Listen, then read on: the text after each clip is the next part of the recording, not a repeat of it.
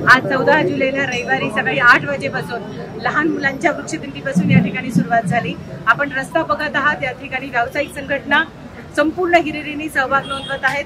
वृक्षप्रेमी संघटना वेगवेगळी वारीचं त्या ठिकाणी स्वरूप आलेलं आहे, त्यांच्या मार्फत दिंडी तर आहेत, पण अनेक कुंड्या छोट्या छोट्या सावलीत लागणारे झाडं, उन्हात लागणारे झाडं, गॅलरीतले असणारे, बाल्कनीत असणारे बॉन्सॉय, दुर्मिळ वनौषधी सगळ्या प्रकारची झाडं या ठिकाणी डिस्काउंट रेट मध्ये उपलब्ध आहेत। आणि महिलांची आणि इव्हन सगळ्याच लातूरकरांची या ठिकाणी गर्दी आहे की हे झाड घेऊन त्या ठिकाणी आपल्या बाल्कनीत असेल, आपल्या घरात असेल किंवा मोकळ्या पटांगणात लावणार आहेत। झाडच नव्हे तर या ठिकाणी सीड सुद्धा उपलब्ध ठेवलेले आहेत।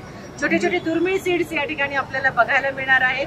आंब्याच्या कोळीपासून आहेत, बिब्याची आहेत, जे तुम्ही म्हणाल ते आहेत, अनेक वनौषधी जे तुम्हाला माहित नसतील ते सुद्धा आपण या ठिकाणी बघू शकतात। सकाळी 8 पासून सुरू झालेली संकल्पना संध्याकाळपर्यंत चालणार आहेत।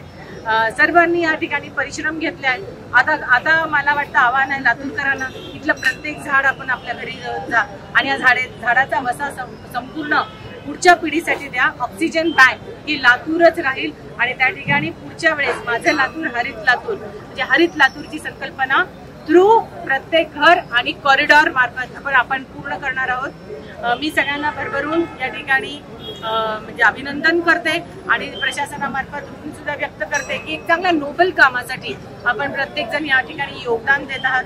कुठलाही त्यामध्ये स्वार्थ नसला, फक्त पुढच्या पिढीसाठी वृक्ष संवर्धन, हरित लातूर आणि पर्यावरणपूरक संकल्पना घेऊन आपण सगळेजण या ठिकाणी निस्वार्थ बुद्धीने काम करत असल्यामुळे मी आपला सगळ्यांचा